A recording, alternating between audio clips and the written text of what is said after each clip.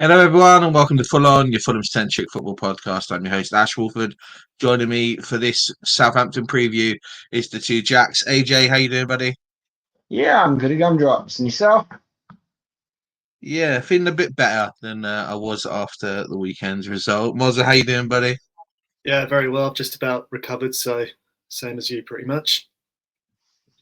Yeah, it's been a long week trying to still get over the loss on Sunday. It's a really always frustrating to lose when you're playing your biggest rivals. It's always obviously like massive. To lose the way we did was really infuriating. We all said our piece on that on Monday. We move on. We've obviously got Saturday's semi big games playing against Southampton. We know Southampton don't have anything to play for. They are already relegated, but we do have a lot to play on. And I think this game, really, if we don't get anything other than a win out of, we can probably kiss Europe goodbye. But let's sort of get into it. AJ, we saw an awful lot of disjointed performances on Sunday. If you were Marco looking at the team that's available, we know that obviously that there's still going to be no Muniz on Saturday. Um, ESR may be available. We're not 100% sure. What changes would you make to this team from the loss against Chelsea? Well, ESR's availability means jack shit. I wouldn't have him anywhere near the starting lineup, so let's not worry about that. Muniz being out is a bit of a disappointment, but not something I'm going to throw my toys out the pram. Because realistically, I would have seen him play against Chelsea and seen Raul start this game anyway. So it's just more of a run out for Raul. Iwobi needs dropping an ASAP, especially in the likes of this style of game. They've got nothing to play for. We've got the opportunity to rest him for bigger, more important games. Either give the kids an opportunity or give Wilson a run out back into fitness because we're going to be looking to break down quite a stern defence. And Wilson is good at both running the line and adding an extra attacker and creating opportunities himself. Iwobi is good at crossing the box into a defender who will just head it clear repeatedly. Um, Outside of Iwobi swapping out, I think it'd probably be good practice for us to stay with mostly the same lineup.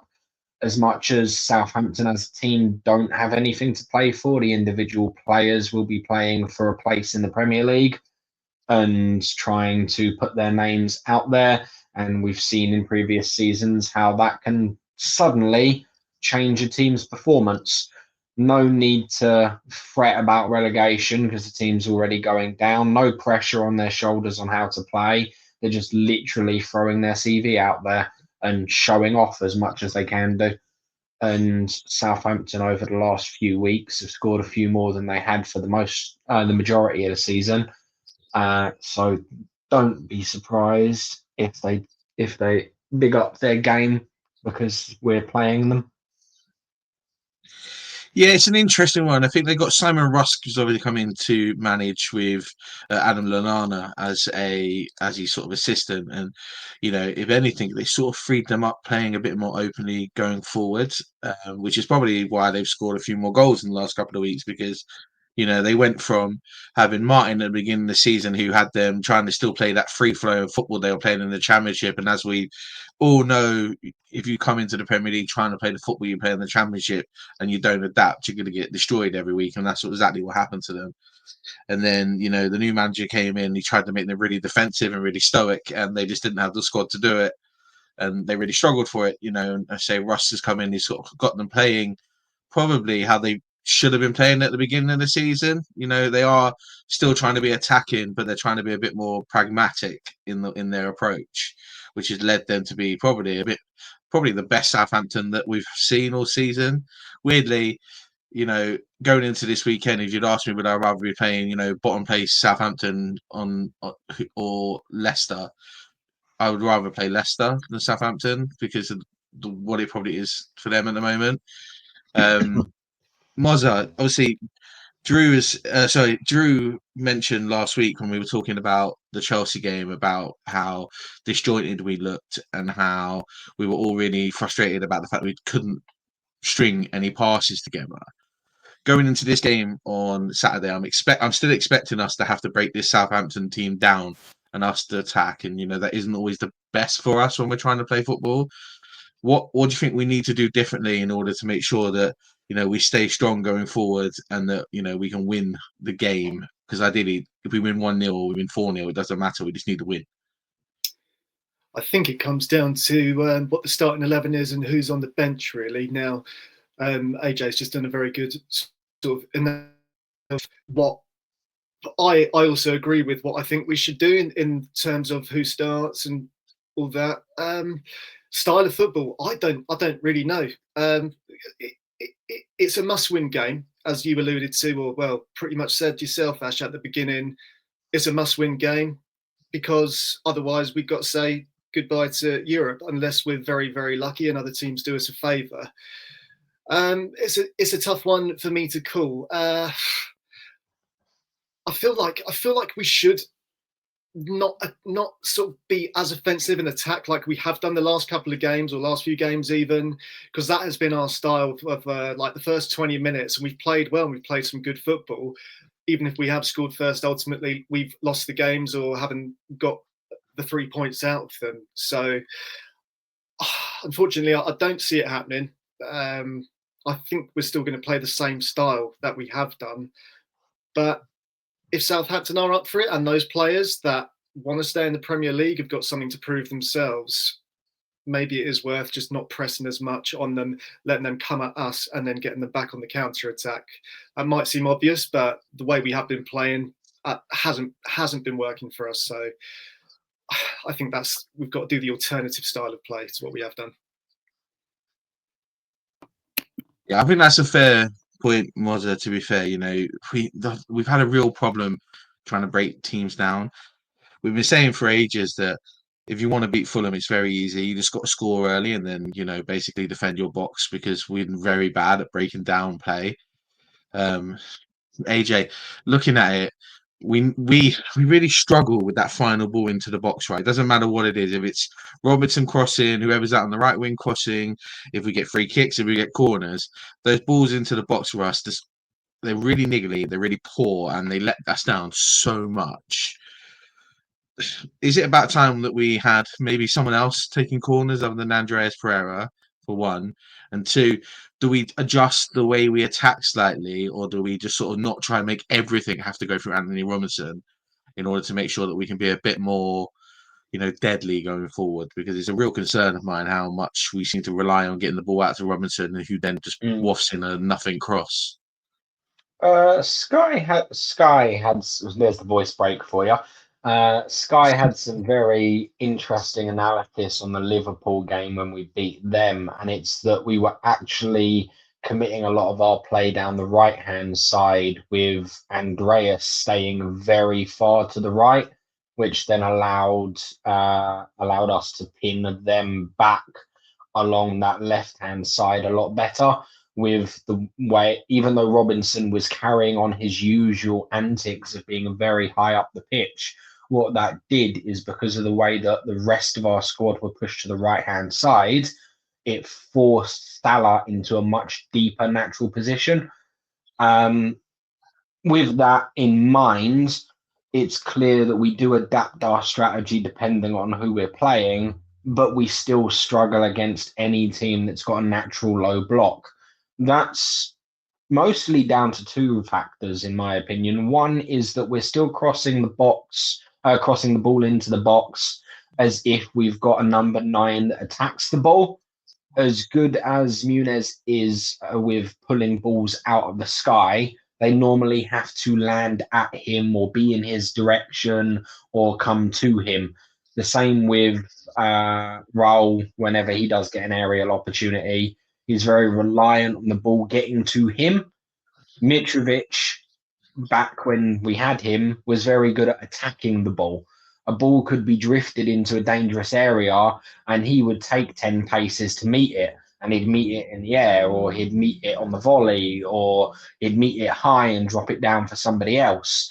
We don't have anyone that naturally attacks the ball anymore, which is a detriment to us breaking down defences with a low block, because they're quite comfortable having balls just crossed into dangerous areas and clearing them out when they're defending zonally.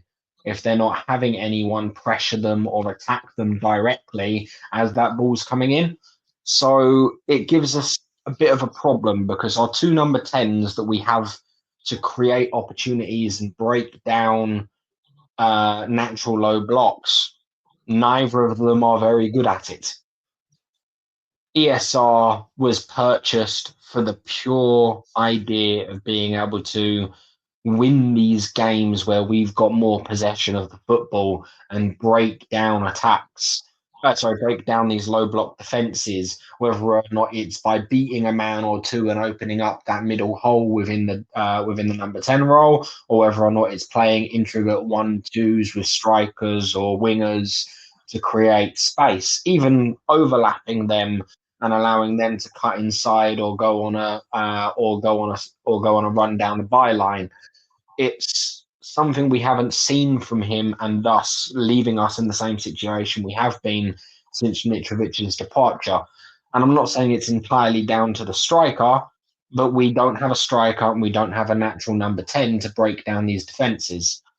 So we're going to be in a similar position again against Southampton, because as much as they are at home, they don't care about being home or away in the Premier League because they're just needing to defend.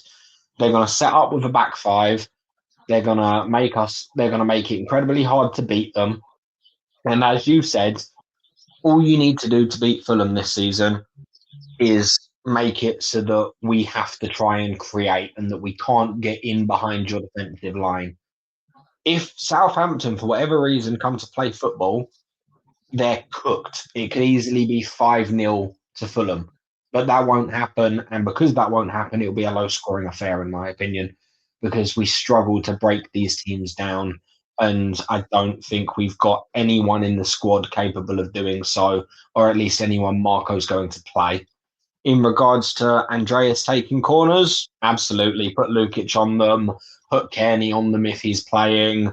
Put Wilson on them. I don't care. Just someone that gives Andreas the opportunity to do something else. Yeah, I think it's one of those really weird things that I think I've seen too many corners hit the first man this season to want to see him keep taking them. You know, the stat that came out also during the Liverpool games, we've scored from 6 corners this year. 3 of those were taken by Lukic. Yep. You know, I think one by Wilson. And one by Wilson. And Lukic only took corners in 2 games when Pereira was out. Mm-hmm. So it says an awful lot. You know, my hope is that Southampton will do what we did a couple of years ago when we got relegated and we had those 5 or 6 games under Scott Parker when we were relegated, but we actually played some really decent football after the relegation to come. It's like all of the pressure and all of the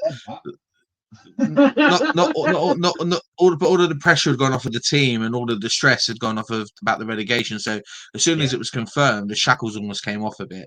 You know, and we may well potentially see that from Southampton on Sunday. I can't imagine a team that has Adam Lallana as part of a management team won't want to play attacking football because that's how he was as a player, you know. And, you know, if Southampton do play on Saturday, like the shackles are off and they've got nothing to worry about, because the points mean nothing. They just need to put a performance in, right? That could really work into our hands. If they do, however, you know, go to it and go, let's just not get beat, because I think that's what they've tried to do the last couple of months. Well, they've just tried to not be beat. You know, they've definitely learned how to stop getting spanked every single week, that's for sure. But it just it's come at a detriment of them of their attacking play. Now that those shackles are off and that the new management team are in, who seem to be letting them play a little bit more free flow football, you know, it may well work in our favour, and we got to hope it does because, you know, I think realistically, you know, we don't want to keep doing this thing every single week where Fulham win a game, Fulham lose a game, and the topic of Europe is on and off, on and off. But when you look at the 4 teams that are vying for that 8th position between us, Brighton, Bournemouth, and Brentford, we on paper probably have one of the easiest runs, but I think realistically Brentford probably have the easier run considering when and where they're playing certain teams. Because weirdly they got Arsenal, but they're playing Arsenal in between 2 Champions League semi-finals, and that'll be easy for them. If we fail to get anything from this game on Saturday, I think that's Europe done for us. I think it's pretty straightforward. because of the games that we have left. Realistically, we probably need to get 5 or 6 points out of our games that are left in order to have a chance to make it into Europe, and hope that the others sort of drop a ball here and there. But it's going to be an interesting run in. I think what's really strange this week is there's been a real concentration between certain media outlets about that 8th place now. So we could potentially see more eyes on us over the next couple of weeks, where people are actually trying to make a thing of who's going to take up that place, if indeed it is going to be a European swap, because there's that potential that Palace go and win the FA Cup and it means nothing. So it's going to be a tight one, and we have to sort of prepare that it's going to be for a European spot, and we have to fight for it. My problem is that Marco Silva said in a few times over the last couple of weeks that we've got like 5 cup finals, we've got 4 cup finals. But every time Fulham have a high pressure game, we seem to shit the bed. So let's not try and push it like they're cup finals. Let's just try to push it like they are basic league games, that we just have to play our game and try to do our own thing. Because every time there's a high pressure game, Marco's teams don't turn up, and that seems to be a real concern, and it's something that we have to deal with. We look at last week and you look at Sunday. I think it's fair to say Marco Silva had a bad day on Sunday, and like players do, managers can have bad games, right? It happens. We know we've been moaning about certain things that all sort of culminated on Sunday about his ability to see when the game's getting away from us, substitutions and stuff like that. We all still agree that Marco Silva is the only manager that we want at Fulham at the moment. Like, there isn't anybody else that anyone wants. But I think if we're gonna be happy with Marco, and Marco's gonna keep proving that he is the manager for Fulham, games like the one on Saturday against Southampton, we have to win. Because we've been too generous to teams that are lower in the table. You've got to look at things like, if you look at Man United this season, the only teams they've beat in the league are the teams that have bottom 3 and Fulham. Mm-hmm. That they're the sort of stats we have to really worry about. We've gifted away too many games to teams that we should be beating, and that's not even looking at things like the fact that we've given away 25 points from winning positions this season. It's a real frustration and mentality that we have to break, and Saturday is going to be one of those games. Lads, let's finish this how we always finish these pods. Looking forward to this game. Player to watch from both teams, and a scoreline prediction. Not that we're blessed with an abundance, I imagine, for this game, realistically. But Mozza, I'll start with you, mate. Give us a player to watch, please, and a scoreline prediction. Player to watch for Fulham. His name's come up a few times over this episode. It would be Sasha Lukic. I feel like he hasn't been on form since he's come back from the injury that he had this season. He's returned to being the player, or reverted rather, that he was when he joined. I felt he was a bit of a passenger, and then at some point, halfway through the season, he joined. He came out of his skin a bit, and he earned my respect at least. So I was like, oh, this guy can actually do something great.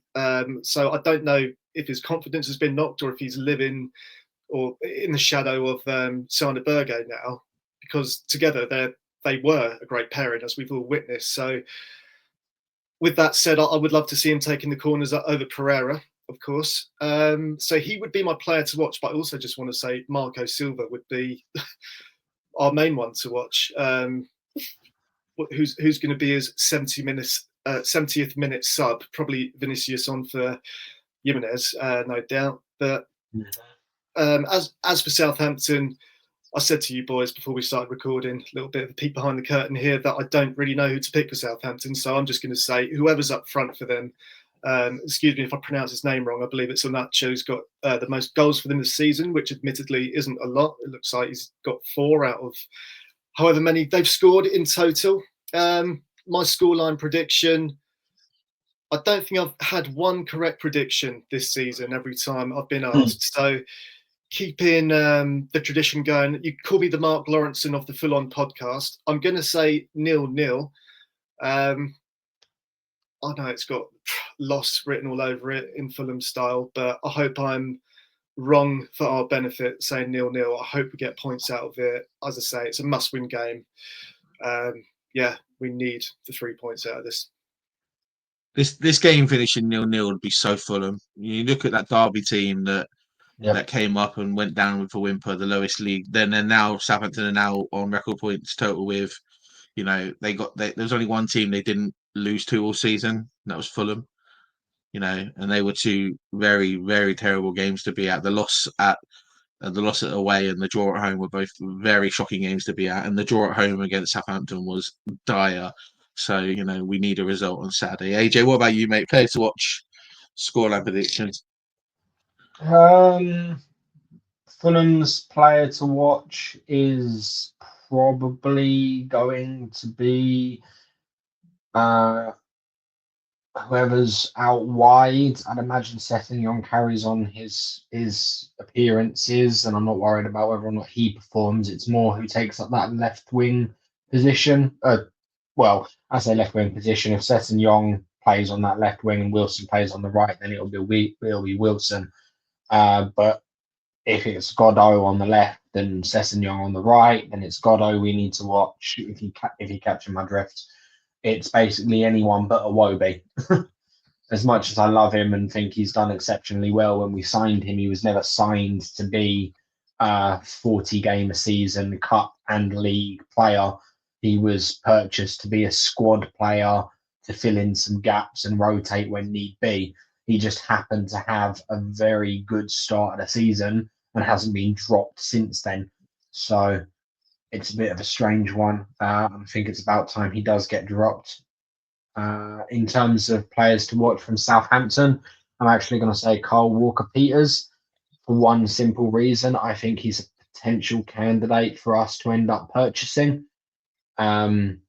He's a reasonably good right back. And if we have either Castagna or Tete sign a new deal, then it'll be good rotation to have with them. So I think for very different reasons, not because I think he'll do much during the game, but because he could be someone to keep an eye on for the upcoming transfer window, I'd say Fulham fans, keep an eye on Kyle Walker-Peters. Score prediction. I've gone with my head a lot recently, and in most instances, I've been close to being right, unfortunately. So I'm going to just wing it and go with my heart this time. 4-1 Fulham. I think we due a high-scoring game and something to enjoy on the South Coast. So, fuck it, let's do it. Yeah, I wouldn't be adverse to seeing that. I think for me, we look at players to watch. I want a reaction. I keep saying, how many times we've said this season? I want a reaction from the game. Every other game, mate. Right. Every other game. Yeah. I want a reaction from the game on Sunday, right? There was too many players that second half against Chelsea really letting themselves down. They didn't just let us down, they let themselves down in the performances they put in. You look at the last game down on the South Coast against Bournemouth, that second half, they all let themselves down.